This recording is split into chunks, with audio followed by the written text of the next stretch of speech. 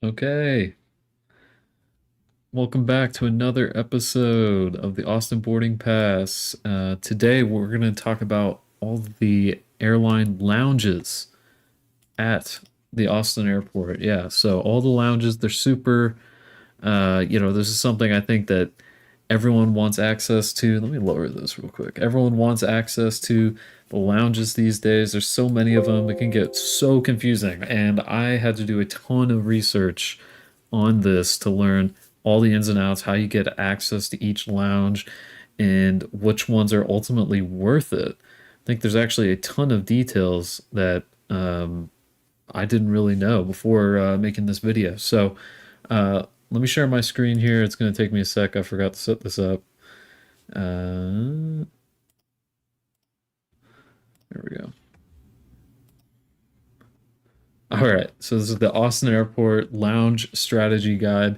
This is going to get you into all the lounges, and maybe you'll learn, hey, I don't actually want to pay for all that. I don't actually want to pay for all those lounges. But let's go ahead and get into it. Just some overview here of the four lounges at the Austin Airport. We have the three airline lounges. You got American, Delta, and United, and then you have the Chase Sapphire Terrace, which is a credit card uh, by Chase. So the first one we're going to look at here is the one of the airline lounges, the American Airlines Admirals Club. Admirals Club. It is located basically in the center part of the terminal on the west side. So if you're going into the terminal, it's going to be on the right, and it's going to be upstairs. There's some stairs. There's like a, I think it's still there. There's like a massage place near there, I think, and you just sort of go upstairs next to that. So it is like nice and central. It opens early, 4:15 a.m. So pretty much gonna pick up like 90% of the flights. You'll have a chance to go. Maybe 95% of the flights it'll be open for. Of course, like every airline lounge, if you've never been to one, I think I could just describe them as just like vaguely like I don't know, like a quiet place, generally pretty quiet, maybe not on Christmas, maybe not this time of year where there's like tons of kids and stuff running around, but generally quiet place to maybe like work or just hang out for a little bit, have like a beer, a wine, maybe some coffee, some breakfast, little things like that. I mean, American Airlines, all the airline lounges are pretty much the same these days. They're all, especially here in North America, they're all pretty much the same. They're all kind of these just sort of place to hang out, quiet place with its own Wi-Fi, which is actually probably my favorite part about these lounges. They all have very good Wi-Fi compared to the rest of the terminal. So if you just need to go in there and download some Netflix or YouTube for your flight, that can be a great place to do it. And yeah, so this is the American Airlines Admirals Club. And the ways to access these airline lounges. So, first thing to note is with all of these airline lounges, you need to have a boarding pass with that airline. So, with American Airlines, they're part of One World, so they have access to um, all sorts of different what do you call it? So, like all sorts of different airlines. So, I know British Airways does fly out of Austin. So, if you have a itinerary, I'll get into that. But that is another one of those airline boarding passes that I think that would work. And I think also Alaskan Airlines as well, but I'll get into that here in a little bit. So number one thing to know, I think the number one thing I'm going to talk about here is you can always just buy a day pass. So for $59, you and up to three children guests. So it's per person, but if you have, up to three children traveling with you, they can all come along.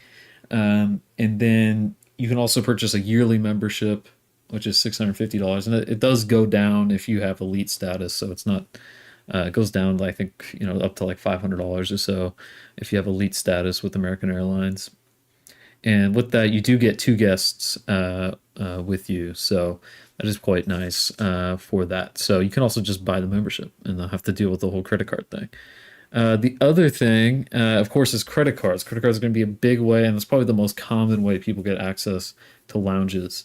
is the City Advantage Executive World Elite Mastercard. Yes, so that is the thing you need to buy. Sign up for. It's $450 a year in annual fees, but you do get two guests or immediate family member, or I guess your entire immediate family, I think is what they're saying, into the lounge. And of course, you need to have that American Airlines boarding pass with you. So you can't go in unless you're flying with them. And then, of course, they have other sorts of ways you can get in. These are less common for people, but if you're flying international first class, so if you're flying, I think British Airways, they have offer service to London Heathrow from Austin. So if you're first class or business class, I think as well, then you can on that flight, then you will get access to the Admirals Club. And then there's also the One World Emerald and Sapphire status, which you can also get. You can get a status match between Alaskan Airlines if you have a MVP Gold or MVP Gold Elite. You can also get access to the lounge if you're traveling one of those qualifying itineraries. So, like those, usually there's sort of international flights at some point on your itinerary. So, also if you're active duty military and are flying American Airlines, you can go hang out in the lounge too. So that's basically it. But the number one thing I think I'm going to highlight here is just that City Advantage uh, World Elite Mastercard. That is $450 a year in annual fees. Let's see. So the next one I want to talk about is the Delta Sky Club. This is all the way down on the east end of the terminal. So you can see it all the way down at the end. It's also upstairs, so you go all the way down to the end. You probably never even notice it's there, but that is the area where most of those, I think all the Delta flights take off from that end of the airport. So if you're flying Delta, it's actually not that bad. It sounds far, but it's actually not that bad. Really, yeah, Delta Sky Club, I think, it has sort of an indoor area that goes and looks over the terminal area. Here's some windows that look out over the terminal inside. But then there's also a patio that goes out so you can actually see views of the runway. If you're someone like me, you love like watching the runways, watching the planes take off, and you can even, hear them out on the patio, which is pretty awesome. They have that buffet style food. You just walk up and get whatever food they have, whatever selection food they put out, and then of course they have drinks in a bar, and they're open 4:15 to 7. So those are pretty decent times. It's pretty much going to catch like at least maybe like 75 to 80% of the flights that they serve here. And the Delta Sky Club, of course, you also need to be flying Delta Airlines or one of their quote Delta marketed flights. I think so. Do some research on that before you actually try to say, "Yeah, I'm flying Delta and showing up" or whatever. But basically, Delta or Delta marketed flights that can sometimes include things like WestJet and other things, but you just got to be careful about that. So the Of course, you can buy a membership with the Delta Sky Club. It is $695 a year. That number does go down if you have elite status with Delta, and you get no guests with that. So you do have to pay a fee for a guest to come with you into the Sky Club. I think it's $50 or something like that. And at that point, you might as well just go hang out at the bar at the like Hut's Hamburgers or something. I don't know. $50 is a lot. And then the credit card. So there are one, two, three different credit cards, and there's also business versions of all three of these cards. So you might think, oh, I don't own a business. I can't sign up for a business card. Well, you can sign up for a business card. You just need to create your own business. It's actually not that difficult. And there's videos that will help you walk you through that process. If you need the business card, I don't think you actually get a ton of benefit for it in terms of lounge access or in terms of the Delta Sky Club, but that's just something you should note. So you do get the Delta Sky. So the one of the ways I'll talk about here is the Delta Sky Miles Reserve American Express card. So this here is basically gets you access to the lounge. It's $550 a year, and you also have to you also have to pay for guests. So it's basically the same thing as buying a membership, but you save $150. and of course you have a credit card that you have to pay off, and that's not trivial if you're especially not going to pay the interest on your credit card. So make sure you pay those off. There's a reason there's that discount there. The other credit card would be the this is an interesting one here. They have this the Delta SkyMiles Platinum American Express card, which gets you a 200. It still costs you $250 a year, but you do get a a interesting thing in that you can buy access to the lounge for $50 per visit. So with the Admirals Club, you could just pay $60. Any of us could just walk off the street and pay $60. Well, here you have to pay 200. You have to pay $250 a year to have the luxury of paying Delta an additional $50 to per visit to the Sky Club. So I don't know if that one's. I think that one's pretty terrible in terms of value there. Just in terms of the lounges, I didn't really do a ton of research into whatever else that offers, but also the probably the most common way to access the Sky Club is the American Express Platinum card, which is a very popular travel card for a lot of people. Both business and the leisure travelers have it. It is a $695 annual fee. That is a daunting annual fee. You can see that's the same as just buying the membership to the Sky Club. So I'll talk more about it later, but you also don't get a guest with that, and you do have to be flying Delta. So just keep that in mind.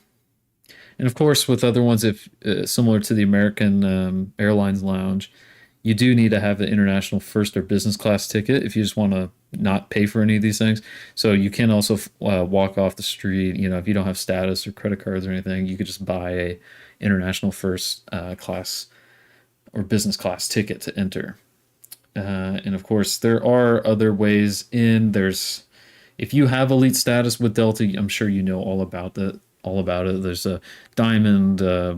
You can go in if you're diamond and you're flying economy comfort, and there's all sorts of different tiers. I'm not going to get into that because most of those people know what they're entitled to with those statuses anyway. The United Club. This is located directly beneath the Admirals Club, as far as I can tell. I don't never actually seen it, but I'm pretty sure it's on the ground floor beneath the Admirals Club. So it's on the right side when you walk in. The Delta's on the left side, all the way down on that newer part of the terminal. This one, very similar to the others. Wi-Fi. It is definitely based on the pictures. I've never been to any of these lounges. It is one of the smallest lounges. So it is just sort of just a small room here. I think this is basically the entire club.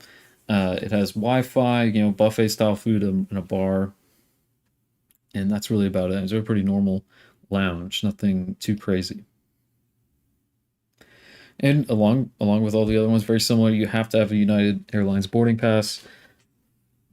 There are other, I think, airlines that, in theory, you could fly, but I'm just gonna keep it simple here and say you need a United boarding pass.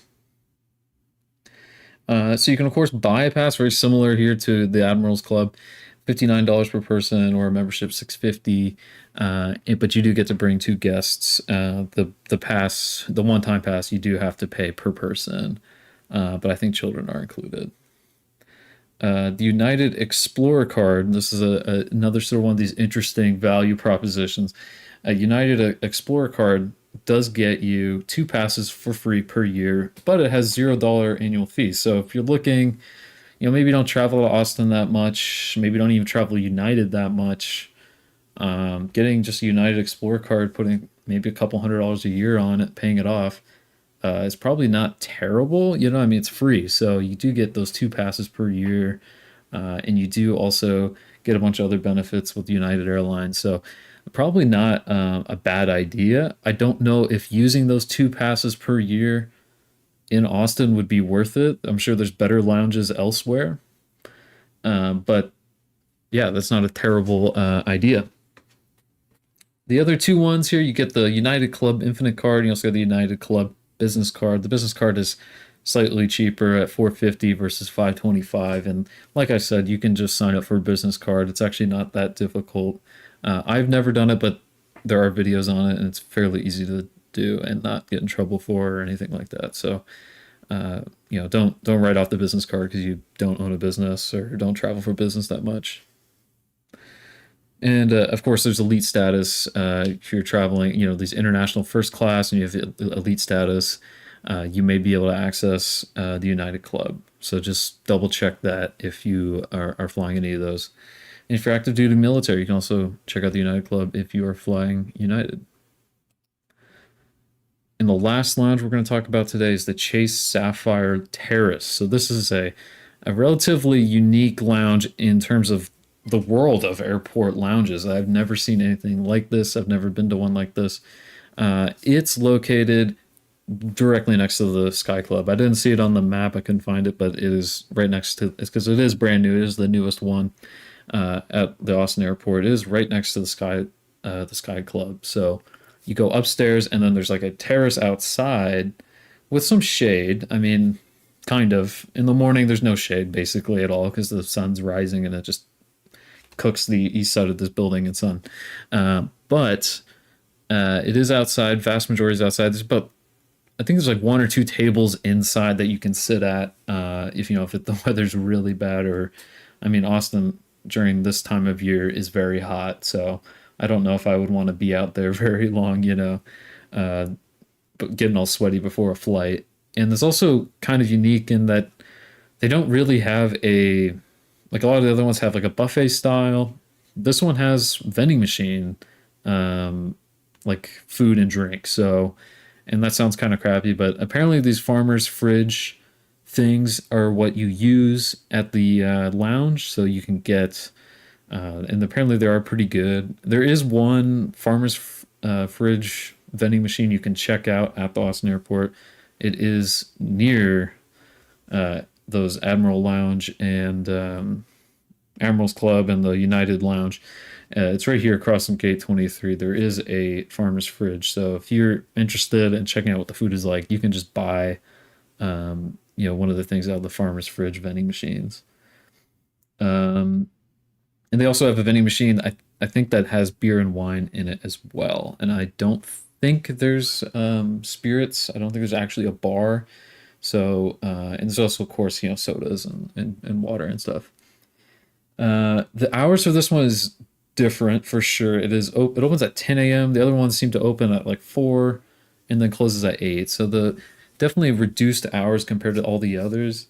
And it also has it's also the location is way different because in that it's just like way on the east side of the airport. So if you're flying let's see, like United, or I guess United Airlines on the west side of the airport, or like you're flying, I think like sometimes Spirit flies out of the west side and American mostly flies out of the west side, but so that is going to be quite a walk for you to walk all the way down there. I mean, it's going to be potentially, if you walk fast, it'll probably be about a 10-minute walk, but if you're walking leisurely, it's probably about a 15-minute walk. The other thing I would say that's nice about accessing the Chase Sapphire Terrace is that you don't need a credit card, or you don't need an airline itinerary at all to go in there. So you can just, you need to be, on a boarding pass to get into the airport, but you could be flying, Spirit, you could be flying Southwest, you can be flying whatever airline, and you can still visit the Sapphire Terrace, which is really nice. And for most people, I don't think are very loyal to airlines. I think people just fly whatever's cheapest or most convenient for them. So, that is a big bonus about the Chase Sapphire Terrace. And really, there's 3 ways to access this one. You need either the Chase Sapphire Reserve, that is by far the most common way, or you can get the JP Morgan Reserve card. Both of these allow 2 guests or more guests for $27. Like, so you get those 2 guests, and then every single guest on top of that would be $27. And the annual fees for those are $550 and $595 respectively. The other one that's interesting is the Ritz-Carlton credit card. This one is discontinued somewhat. You can get this one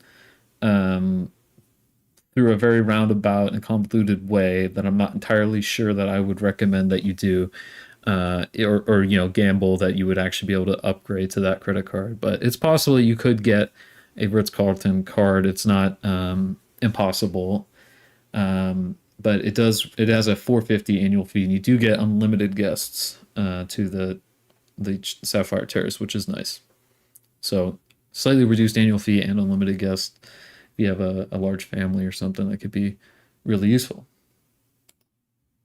So I want to do just a quick comparison, which is really the point of the strategy guide here, is like what lounge is the best and is it actually worth it? I think is another ultimate question that you might have to ask yourself. So let's just first look at cost here. We're looking at cost here. You can't see it, but we're just comparing the cost of the four lounges here. The cheapest is American Airlines. It's a 450, and the cost I'm picking here is by far the most common way to access those lounges, which is the credit cards. So in the terms of Sapphire, I put the 550 Chase Sapphire Reserve. You could in theory get that for 450 with the Ritz Carlton card. And in terms of, I think there's United, you could get it. I think for 450. Yeah, I think it was 450 with the business Chase, or was it the United Club business card? You could get access for slightly less, but this is the most common way. Clearly, American is the cheapest of all those by a thin margin. I don't think they're actually that different. I thought it was quite surprising how close all of these cards are. And in terms of Delta, I would also say that Delta, also the most common way probably to access those Delta lounges is the Amex Platinum card, and that's $695. So that would be a significant outlier here.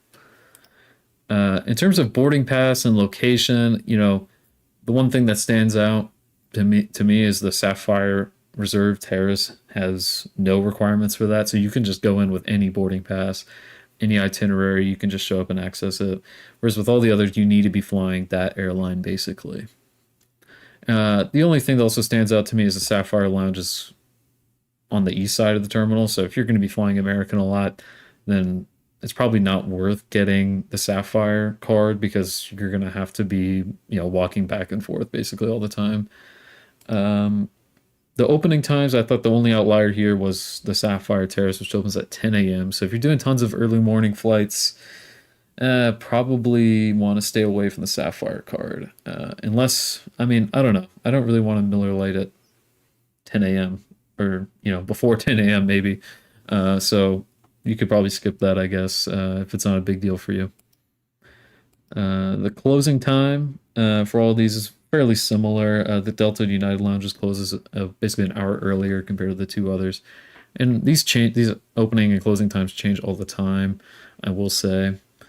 So this isn't super this isn't super bulletproof here. And also wanted to pull the Google review rating for all these. The Sapphire Lounge, or I guess the order would be United is the lowest, the Sapphire Terrace is slightly above that, and then you have American, and then Delta has the highest rated lounge. And just based on the photos, I could totally see that. I think the Sapphire Lounge is brand new as well. It only opened maybe 3 or 4 months ago. So people are, they're still working out the bugs and the kinks, and the Sapphire Lounge, I think will get better over time, especially as the weather improves as we go into the fall. So the Sapphire Lounge, I think that number is going to rise a little bit, especially as people get used to it and they get used to the whole thing. But it is pretty unique. If you go in there expecting something that it isn't, then you definitely would probably have a bad time. So my overall reviews here, I picked two categories, two winners, two cards that I think are the best for either scenario here at Austin. The best for business travelers, I would say, is the American Express Platinum card. It has a big annual fee. There's a bunch of ways to potentially recoup that annual fee through things like Equinox and other things that you do get. It's basically kind of a coupon card for a lot of different things. That's what people seem to call it these days. It's just a big sort of coupon card for different things.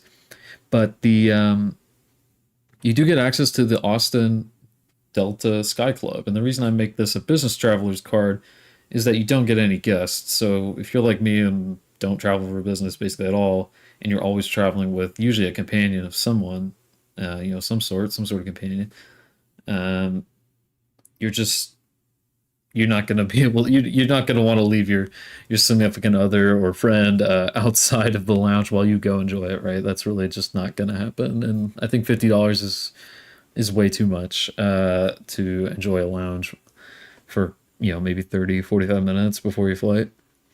The other thing I would say also that's nice about this is you get the priority pass membership, which works at tons of different other airports. I have something similar, and I'll talk more about what I have later. But there's also the Centurion lounges, which maybe we'll get one at Austin eventually. But there's tons of these other American Express lounges that are really nice, and they are at tons of different airports as well.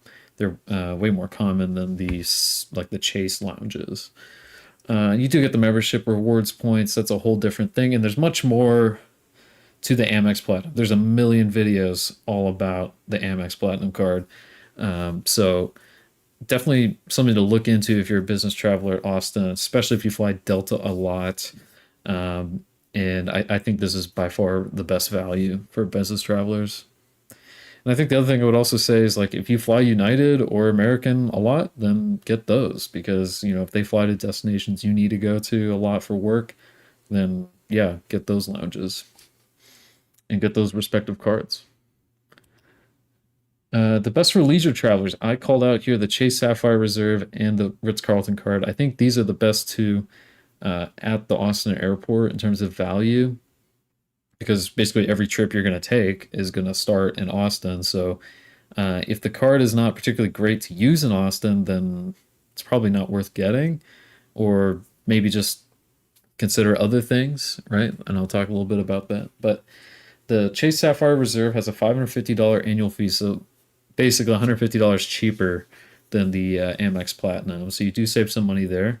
You can bring two guests into this Chase Sapphire Reserve lounges, and there are more than just the one here in Austin. There's one in Hong Kong. I think there's one going to Boston. There's a bunch of others. They're not super common, at least not yet. They're still opening a lot of them. But you do also get the Priority Pass membership, which is also very useful. The same thing that you have on the Amex Platinum card, but you don't get access to those Centurion lounges. And they have their own Chase Ultimate Rewards points, which I don't think you get with the Ritz Carlton card. So yeah, that's kind of the trade off. You're kind of trading off, hey, I don't want these Chase Ultimate Rewards points and all that stuff. That's very useful. There's tons of videos all about the Chase Sapphire Reserve. But the Ritz Carlton card does give you a slightly cheaper annual fee at $100 less, which is why I called it out. And you do get unlimited guests. So if you have a family or you're trying with a whole group of friends, that this is really awesome because you can maybe you could even split the value of this card somehow.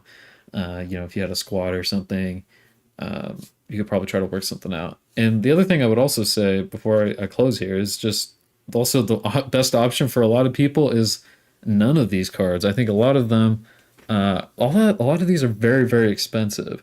And in fact, the Chase, I think a lot of these, the thing I would also say is I personally have the Hilton Amex Aspire card, which is cheaper than all of these.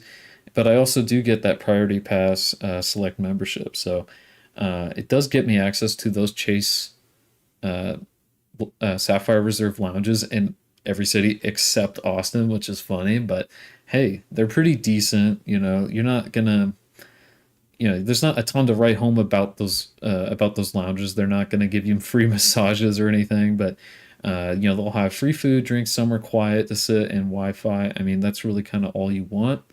And there aren't, but the only drawback being that there isn't any in Austin. So I would suggest, if none of these are really that interesting to you, if you're kind of skeptical about the Chase Terrace here in Austin, I would suggest looking elsewhere. Maybe pick a credit card that will give you better access to, something else, like, or maybe even cash back benefits. A lot of times people undervalue those. In theory, you could get more money back in terms of value, but the so there's like a lot of things to consider here, and I think a lot of people ultimately don't consider the full value of those lounges. Do they think that they're actually worth $550 a year? How much value are you actually getting? You could also just go to a bar at the airport and just enjoy a beer, or get breakfast at Starbucks and pay, $30 for that. So depends how much you travel, depends how much time you honestly spend at the airport. Maybe you have TSA pre-check and you don't really spend a ton of time at the airport, or you get to the airport 1 hour before your departure and you just go to your gate. So like, what's the point of having membership? So lots of things to consider. I think these two cards are probably the best for Austin, uh, if you want those lounge accesses. So I'll just wrap up here. Thanks for watching, y'all. I want to shout out my dashboards. These are real-time data products that I've been working on here.